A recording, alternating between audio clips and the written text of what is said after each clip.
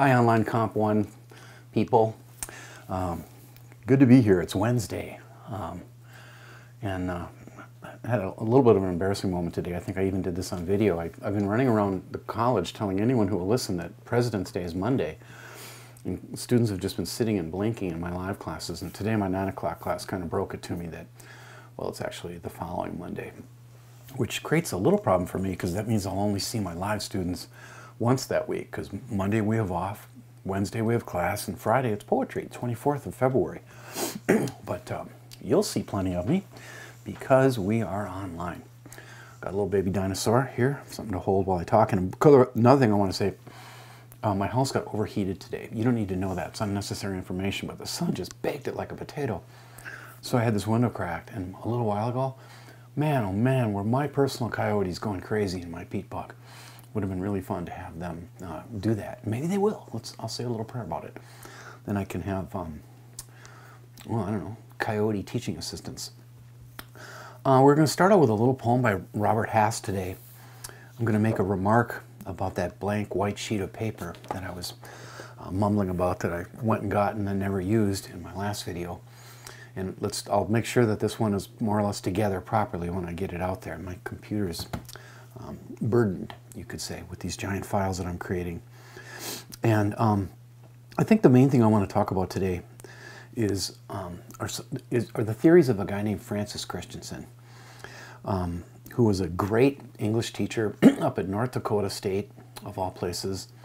And he and his wife, I think Olivia was her name, they did some really important work, and they wrote a really important book. And I approach it with caution because I'm a rhetorician, I'm not a grammarian. And Francis Christensen had the idea, and he's not wrong, that one of the ways, I'm going to put this dinosaur down, one of the ways that you can guarantee that students will learn more about their writing is through the proper study of grammar. And I italicized proper there. I don't know if you noticed that. Grammar is mistaught in this country. It's taught too early, and it's actually highly abstract. And I spent plenty of time with it when I was a kid, going through K through 8 at Anoka, St. Stephen's School in Anoka. I loved it there, and I wasn't unhappy diagramming sentences and learning the parts of speech, but that's not what I'm going to be talking about today necessarily. I want to give you an introduction to him, and then later in the style unit we're going to, actually that'll be later when we're studying Ernest Hemingway and William Faulkner. We will bring up Francis Christensen again, and we'll get there when we get there. And well, we'll get there when we get there. Here's a short poem by Robert Hass. I love the Homer's Odyssey. I've had so much fun the last month reading it. I was holding it yesterday because we finished it up in my humanities class, and I'm like, okay, this used to be an honors book, and I moved it into the humanities. Does this mean I won't be reading Homer until January? Well, I will be, because I just made the decision to move it into the front of classical mythology. I'm just going to teach Homer everywhere. And if people stop signing up for my classes, well, I'll have less to do, won't I? Here's Robert Hass. So this is a poem that's maybe about listening to poetry readings. It's called Envy of Other People's Poems. In one version of the legend, the sirens couldn't sing. It was only a sailor's story that they could. So Odysseus, lashed to the mast, was harrowed by a music that he didn't hear. Plungings of sea, wind shear, the offshore hunger of the birds, and the mute women gathering kelp for garden mulch, seeing him strain against the cordage, seeing the awful longing in his eyes, are changed forever on their rocky waste of island by their imagination of his imagination of the song they didn't sing.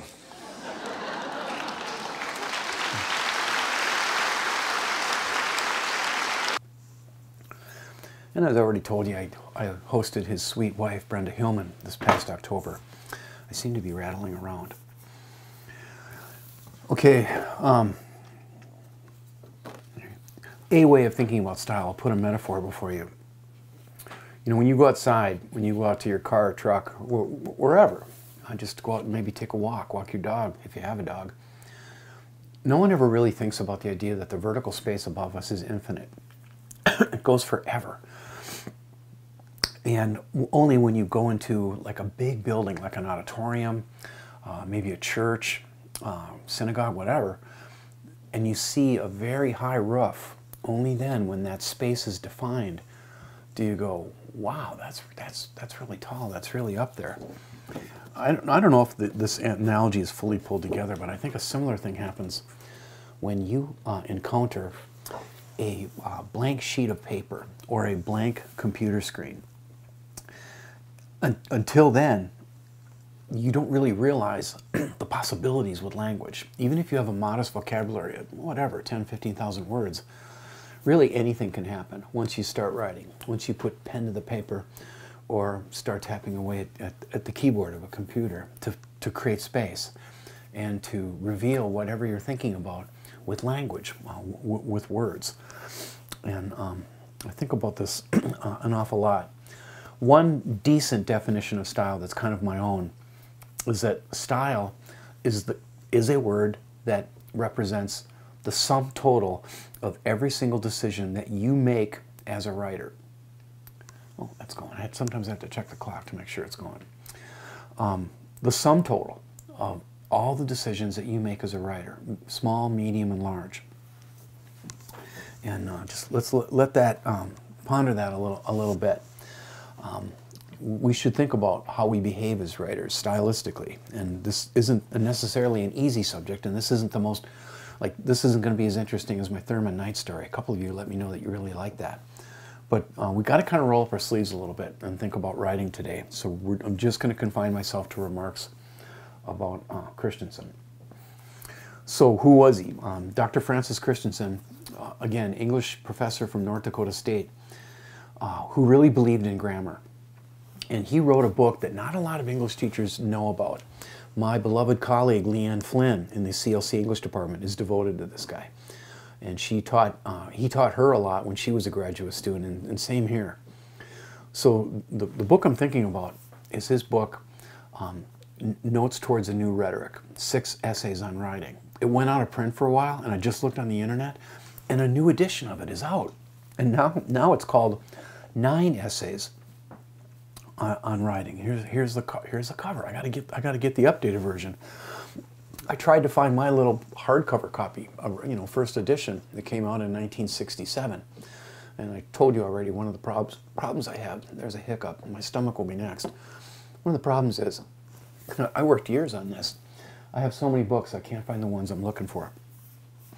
Now later, we are going to take a look at his essay, The Generative Rhetoric of the Sentence. And it's really a grammarian geeking out on really how things work in a technical way when we're writing. One of the things that I appreciate about Francis Christensen, we all like lists, right? Like I hear one of the fastest ways to get read on the internet is to have your clickbait promise a list of something. Top 5 things, top 10 things that you should be eating that you're not. Oh, we love reading lists. I'm no different. And I'm going to put these before you now with a little bit of editorial comment. The first of Francis Christensen's rules is that writing is a process of addition. That's not complicated. I mean, get out of the way so I got room for all my little words that are going to float. Writing is a process of addition, not complicated. When we write, we add one word to another. We've been here before. A word is a unit of meaning. You pile them together, you get a sentence. You pull enough sentences together, and you've got a paragraph. Enough paragraphs together, you've got a text. So that's no big deal. It's not hard to understand. Another rule number 2, is that writing involves the control of movement. And here's a way that you may not have thought before. I was going to grab my Bible there, but let's not get overly...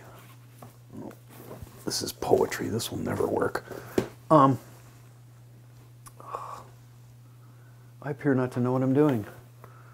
No, I don't want to read Thomas Aquinas. Let's just use thin air. I don't need an audiovisual aid every time. You know this. When we read, when we pick up a book and read, our eyes go left to right across the print, because writing is successive, right? You read a sentence and then you read the next one and you move down the page going right to left, back, right to left, back, right to left, excuse me, left to right, back, left to right, back. On the other side of the world, how's this for freaky?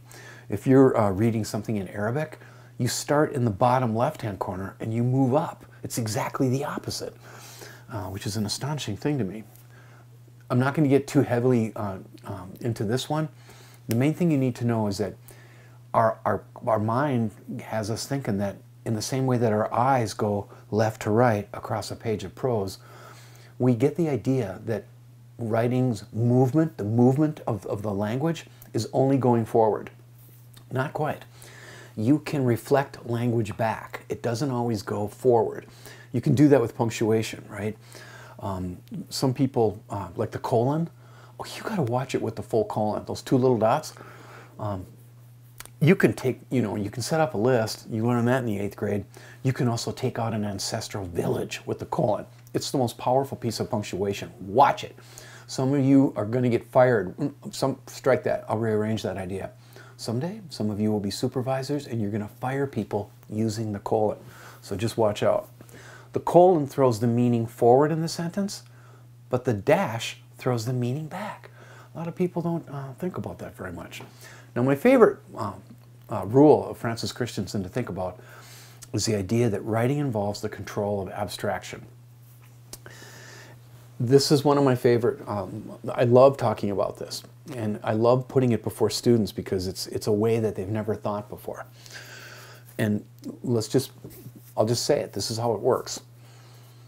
When you choose a word, you're picked to put in a sentence, if you're going to insert a word into a semantic syntactic slot, I feel like I'm boring you to death. Semantic means word meaning, syntactic means word order. You're putting a word there. But when you do that, you're making a choice. And the choice, you can only go in two directions if you try to think of another word, for instance. You're either moving downward towards the concrete or you're moving up towards the abstract. When I talk about this in my classroom, I often drift over to the courtyard because I can see some things out there that are concrete, actual things, right? And I don't know any Anglo-Saxon, but I love Anglo-Saxon words. So I help my students realize, okay, that tree, that's concrete. That stone, that big stone you can see by that wall, that's about as concrete as it gets. And why would you ever use a word like rock? And you can use a beautiful word like stone. That's Anglo-Saxon. Same thing with the word deer. It's got so many living on my property, right? Those are concrete things, concrete words that denote, that sign and signify the concrete. Abstract words are a little more complicated. And to give you examples, I'm thinking of love, right? Freedom is an abstract word. Justice is an abstract word. Justice for whom? Ask yourself that the next time you hear somebody talking about it. And you're either going up or down. And my students puzzle over this, and then they're like, what are you even talking about? Then I try to make it real for them, because we need real examples to pull me out of the clouds where I like to be. I'll say to my students, I defy you right now to break one of the rules of English and give me two synonyms that mean the same thing. And they're like, what? And I'll say, I'll get you going. Give me synonyms for cold. And they'll start moving. Then they'll start going, okay, freezing, chilly, frigid. And I'm moving at the board, right, with my hand gesturing towards what I just put before you on the screen. And pretty quickly they're able to realize, wow, those words don't exactly, they all signify cold, but when you start thinking precisely about each word stylistically, wow, they're different, aren't they? And then I say, give me two synonyms that mean the same thing. And they can't do it because it's super hard. The closest anyone's ever gotten in E339 to nailing that, one day a kid, after some silence, went, not a kid, a student. I don't like the word kid. I love the word child. That's a beautiful word. Stylistically, I don't like the word kid. It makes me think of goats, although I use it sometimes. One day a student said, how about bush and shrub? I'm like, ooh, that's close, man. That is close, bro. And then I had to think about it, and then I said, okay, bush and shrub, bush and shrub. What are you going to go to Home Depot for? And the kid went, shrub. And I said, kid again. The student said, shrub. And he realized they weren't quite the same. And I'm always careful because I love law enforcement students, so I'm cautious if there's a law enforcement student in the room before I make this come out clear. But I'll just open my hands and say, and sometimes I draw them out on the board. I'll say, start giving me synonyms for law enforcement officer. And then they really get going. If there's an older student in the room, automatically they're going to go, PEG, PEG. And one year we really made a big list. Law enforcement officer, Leo, 5-0, Popo, rent-a-cop, cop, right? And really quickly that became clear to them. That shades of meaning between words stylistically really matter. Again, to repeat the idea, when you choose one word over another, you're making a choice either towards the concrete or up towards the abstract. And here, I want to tell you that language has limits, okay? Language sometimes doesn't get at what you're trying to say. I've got an older student who I'm really fond of, Josh Paul, a 41-year-old dude in my humanities class. More than once this year, because he's a reader. He's shredding everything that I give him, coming back to school after a while away. When he's trying to say something, sometimes he just goes, words, words, words. Today he said, I can't find the words for what I'm trying to say. I said, you don't own that problem, my friend. We all have that trouble. But you need to recognize that there are limits to language. God, for instance, if I could say it, lives outside of time, space, and language. And yet we have found a way to talk to him, to talk about him. And you could think of, I know you have people that you love, and we say that to each other all the time. I love you, I love you, I love you, I love you. But hey, think about it, really? Does that word really communicate how you feel about that person you're telling, who you're saying I love you to? It occurred to me a few times when the boys were really little. And it's not like we took the word for granted, but I remember one day saying, I love you to my sons. And it occurred to me that it was not conveying what I really felt and continue to feel for my sons as their father. But you stop there, right? You don't keep going. You don't say to a 4-year-old, you know what, I'd go into a burning building for you. I would take out somebody's ancestral village if it meant that you lived and were safe. I'd die for you, right? You can't say that to a little kid. It would freak them out. So you leave it at, I love you. And let's call it a video. We cover, oh, I almost forgot the fourth rule. I was too distracted by the opportunity to tell you how much I love each and every one of you.